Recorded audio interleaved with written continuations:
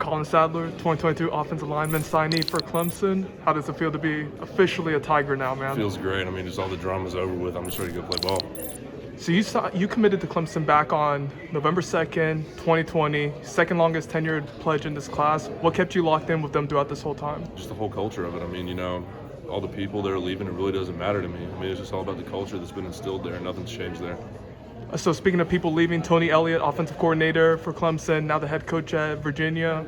What was your reaction overall to, Clemson losing him and then promoting Brandon Streeter to offensive coordinator? I mean, obviously at first I was a little bit worried, but I mean, I just realized that, moving away from what they're doing right now might not be too bad for me. I mean, I love playing, smash mouth football. I love being a road grader. So hopefully we'll get more like an inside zone type of offense. So I think I'll thrive in that.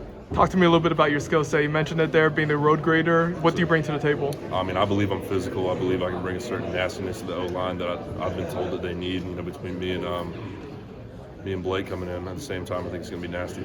Outside are you the player Blake? You refer to yourselves as the Twin Towers, Yes, sir. Some big-time offensive linemen there. How excited are you? Oh, I can't wait. I mean, he's my roommate. We already have a special bond, but I mean, it's just going to get deeper through the year, and I just can't wait to compete with him. Looking at Clemson's offensive line, obviously they don't have the extensive O-line history of producing players to the NFL. How do you plan on changing that? Well, currently they've had 5 O-linemen drafted to the NFL in the last 10 years, and I plan on making it 6.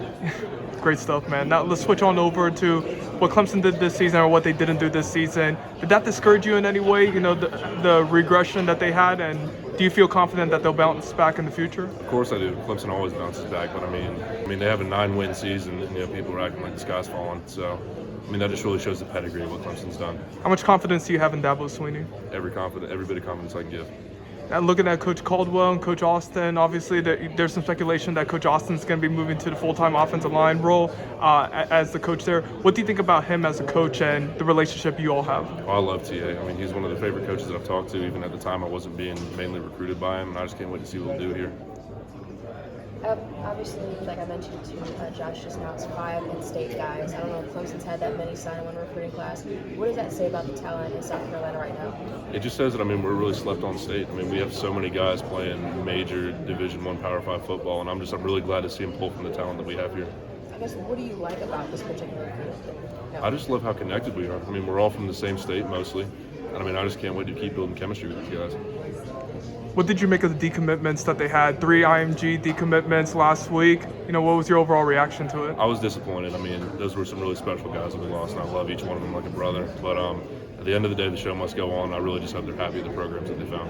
Now let's talk about the offensive class, because obviously those were all defensive guys. You got Cade Klubnik, you mentioned Blake, Josh Sapp, your teammate here, Adam Randall, Antonio Williams. A lot of talent there, man. Talk to me about the potential of this group. Our offense is going to be loaded these next few years. That's all I'm going to say. Outside, are you the block for Cade Klubnik? Obviously, he's not a traditional stand-in-the-pocket quarterback. He can run, get outside. How excited are you to play with someone like that? I'm super excited. Anytime I play Madden, I like to get a mobile quarterback, so I can't wait to see how that translates to the field. When was the first time you met Josh? How did y'all, I guess that was here, but what was the first kind of interaction like with Josh? I came here sophomore year, so the first interactions that I had with him were just sort of on a teammate level, but through the years we've just gradually gotten closer and closer, and I love him like a brother. How would you describe, you have to block, you guys block together sometimes, so obviously as a tight end, but what's that dynamic like for y'all? It's just great having somebody like that beside me. I know he's going to be where he's supposed to be when he's supposed to be. He doesn't make mistakes.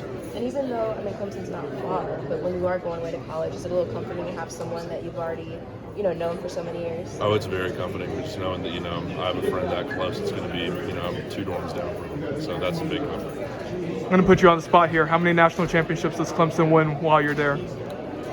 I'm hoping at least 2, but hey, only time will tell.